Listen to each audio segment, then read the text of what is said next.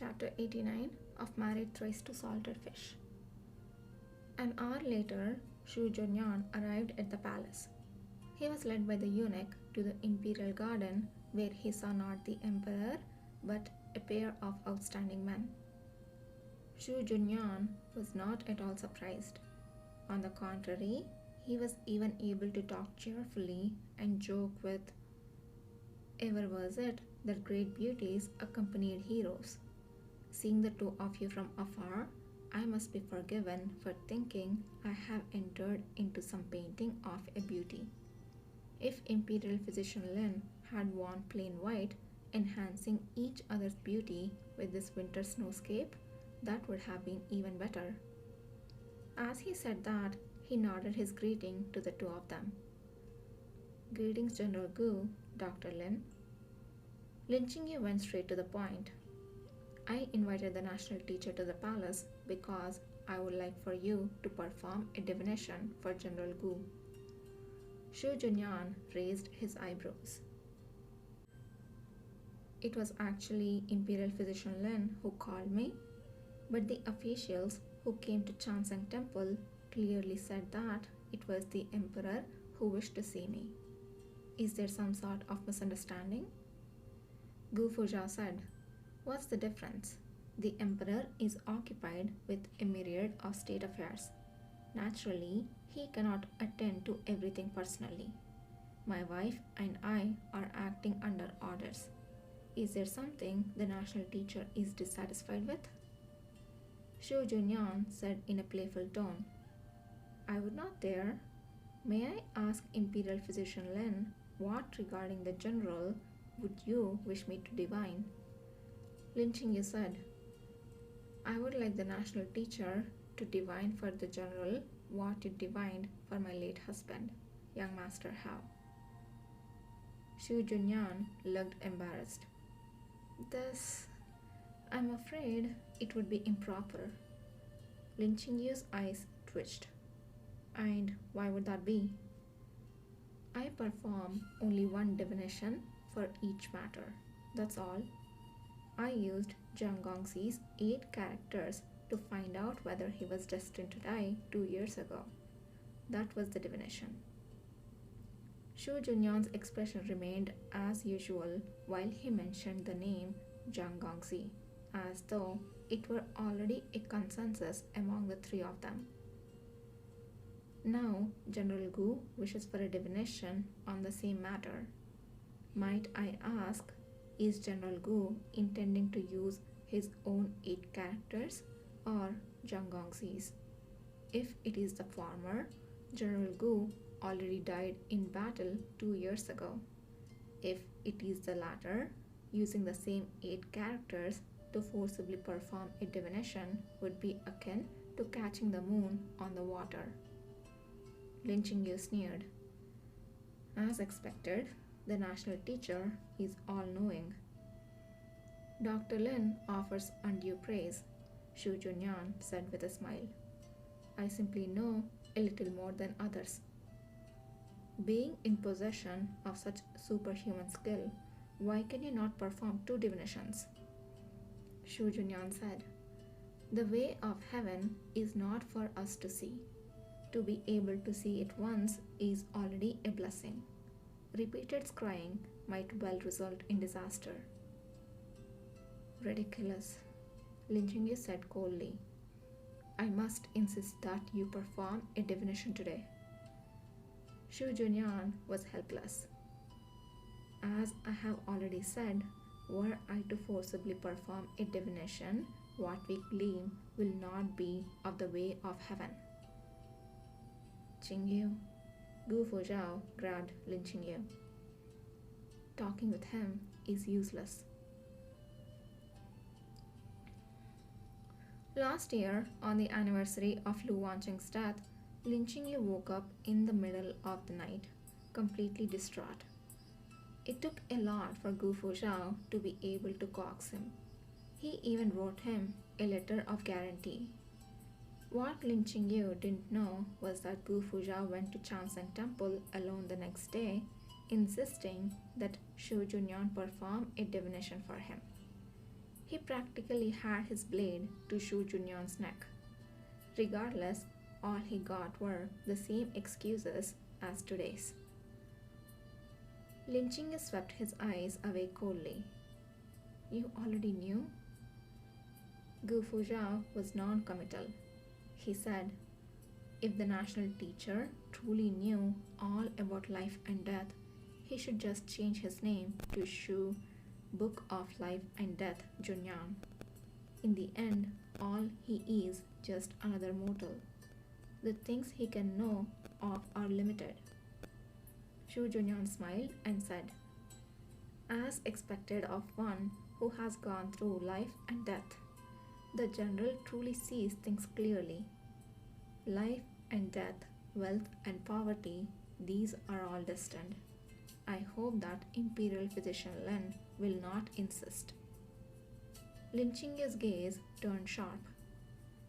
Despite your wishes, I have already insisted many times. What's one more? Shu Junyan said.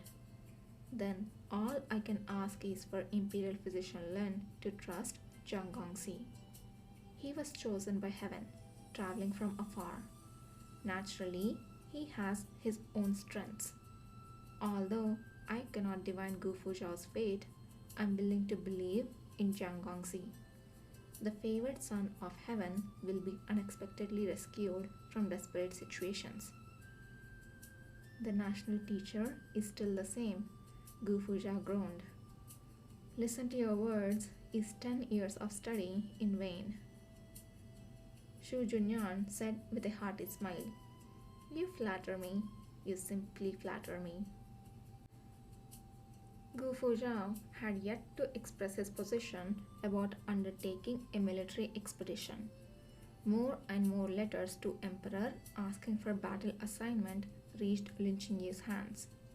More of these officers were generals below 4th rank, each with their own merits and drawbacks. They were suitable to lead the vanguard, but they were hardly commander-in-chief material. One of them caught Gu Fuzhao's attention.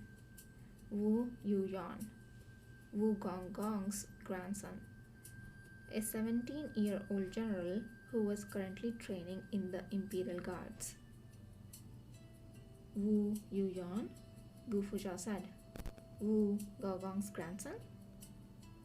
Yes, that's him, Lin Jingyi asked. Do you recognize him? I have met him once or twice. The little guy is quite handsome, and he is a General Gu fanboy. This person was mentioned in the extras for Huai's refusal of the monarch. It is said that Wu Yuyan inherited Gu Fuzhao's last wish and led Xixua's fall within 10 years.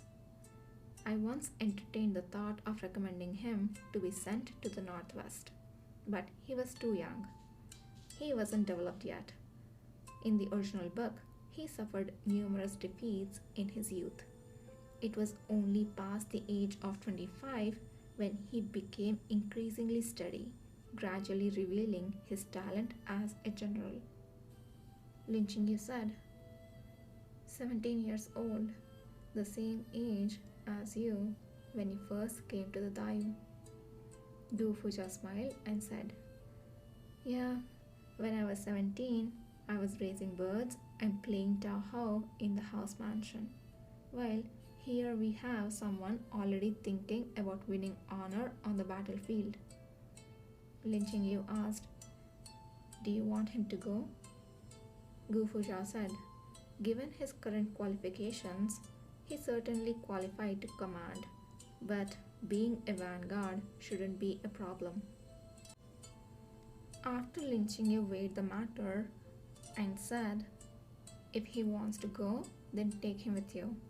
If he stays in the capital, he won't be able to reach the heights he had in the original book.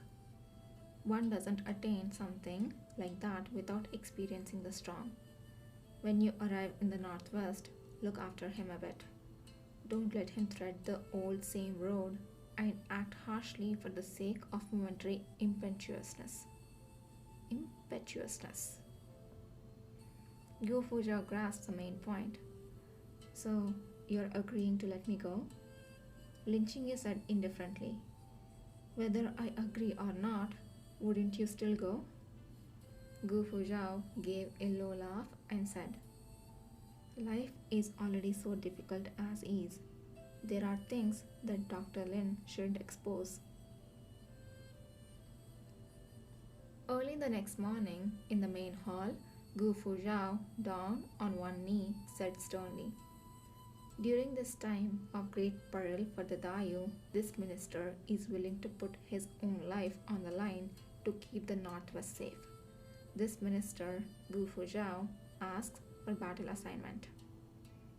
As soon as the words were out, the military officers were filled with joy. Wu Zhan clenched his fists in excitement. I knew it.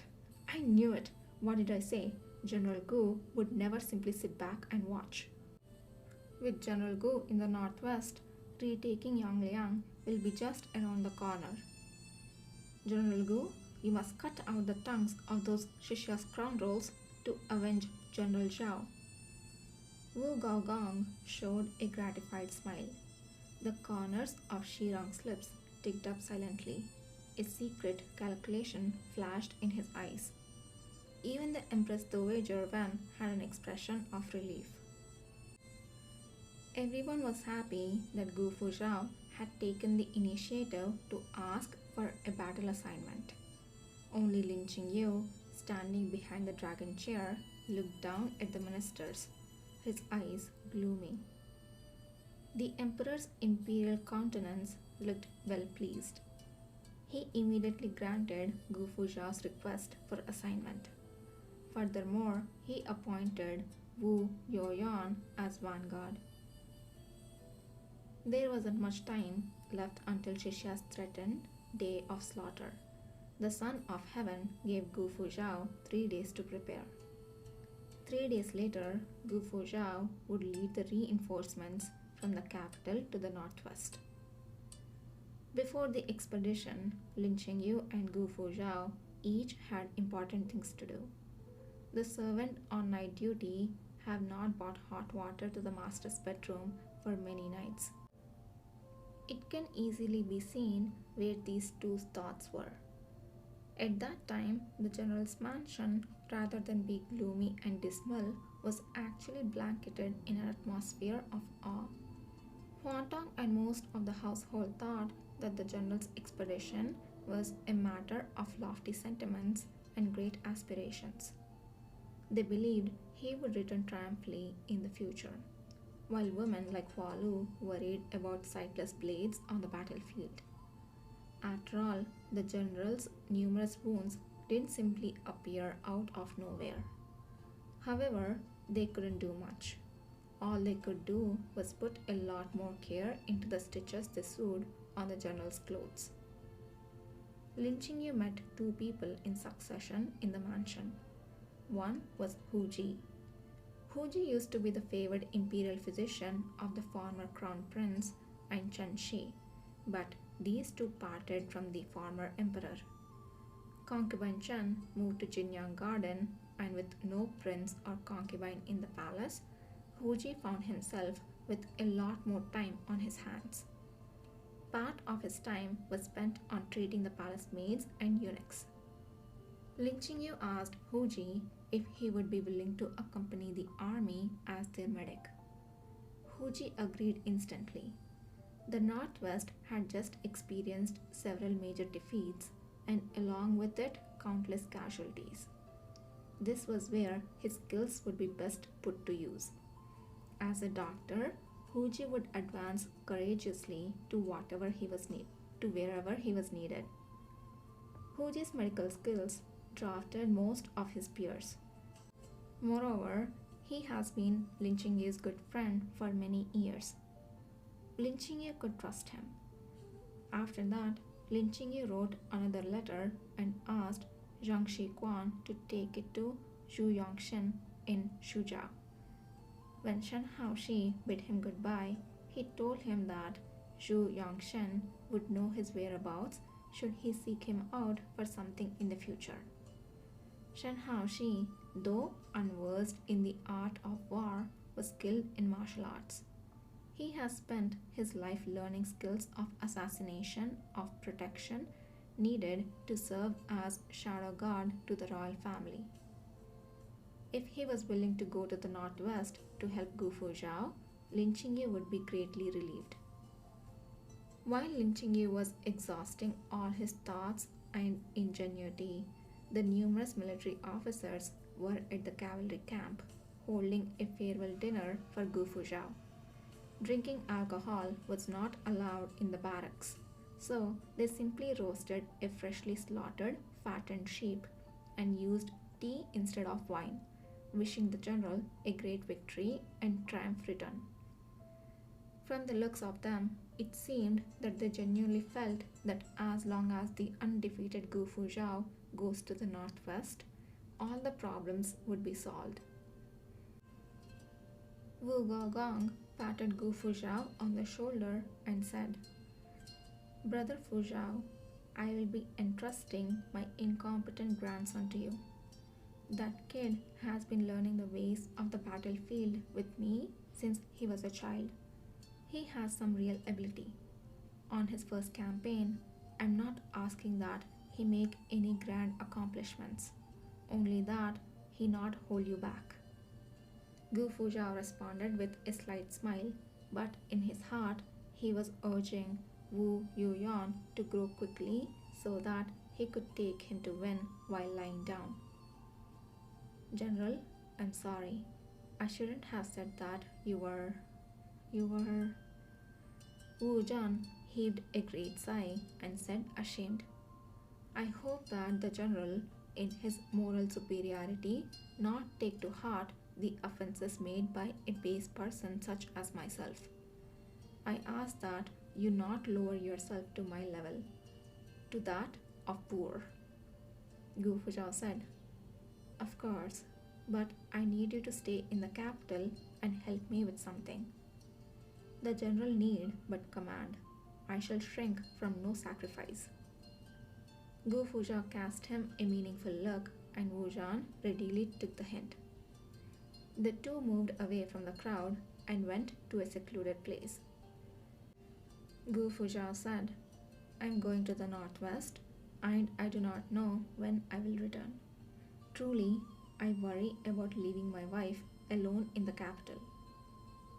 "Is the general talking about Imperial Physician Lin?"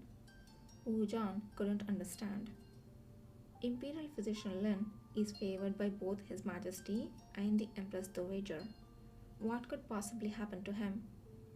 Gu Fuzhao said slowly, "I too hope that I'm simply thinking too much. But just in case, I wish to leave him a blade in the capital to protect him well." "A blade?" Wu Zhan said with a bitter face.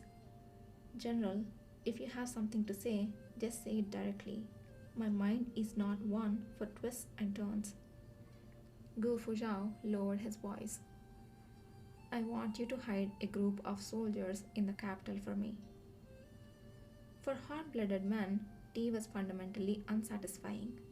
Some people suggested that they take a page out of the scholar's book and commission a pleasure boat on the Jinshe River. They would order a few pots of good wine and find some beautiful singers to entertain everyone. Everyone agreed, but when they went to ask General Gu's opinion, neither his hair nor hide of the general could be found in the barracks. I can't believe I would hate somebody more than Shao Cheng, but here we are. Ugh. This guy is pure evil.